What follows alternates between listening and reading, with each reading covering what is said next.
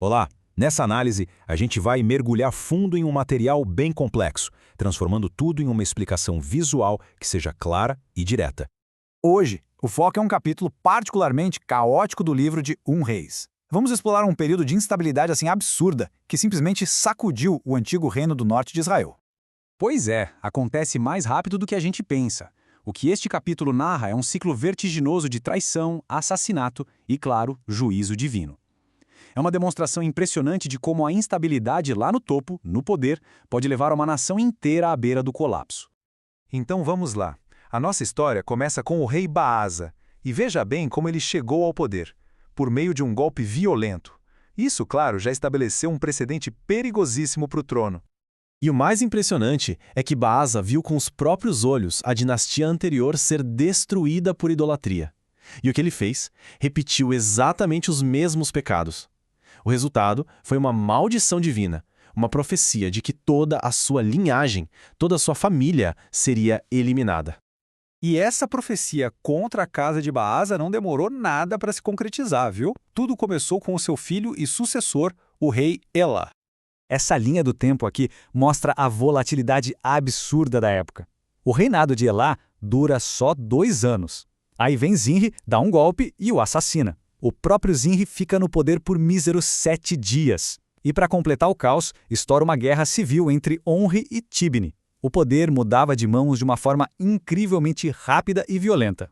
E tem um detalhe sobre a morte de Elá que diz tudo. Ele foi assassinado enquanto estava bêbado. Bêbado! E o exército dele estava longe, em plena batalha. Isso só revela a irresponsabilidade e a decadência moral que vinha do topo do reino. Bom, isso nos joga direto em um dos reinados mais dramáticos e, sem dúvida, mais curtos de toda a história, o de Zinri. 7.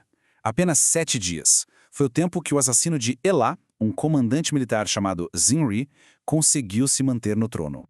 E que semana, hein? Nesses 7 dias, Zinri promoveu um expurgo impiedoso. Ele exterminou toda a família de Baasa, parentes, amigos, todo mundo. Só que essa crueldade toda gerou uma reação imediata.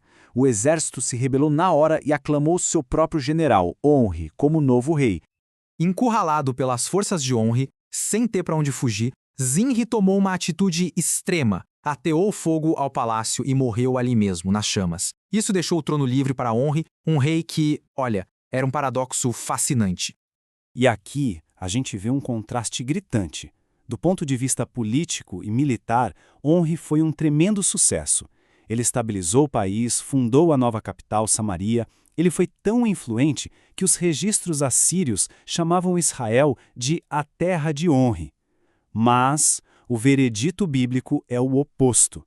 Diz que ele fez pior do que todos os quantos foram antes dele. Por quê? Porque ele não só continuou, como expandiu a idolatria como política de Estado. E se parecia que as coisas não podiam piorar, podiam. Essa espiral descendente estava longe de terminar. O filho de Onri, Acabe, conseguiu levar o reino a um nível de maldade ainda mais profundo. Então, o ponto crucial do reinado de Acabe foi uma mudança fundamental.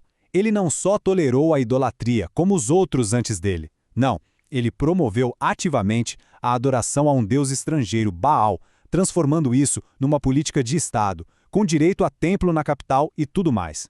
Para fechar o capítulo, a narrativa traz um lembrete poderoso de que as ações têm consequências. E isso é ilustrado de uma forma bem forte, com o cumprimento de uma maldição que tinha séculos.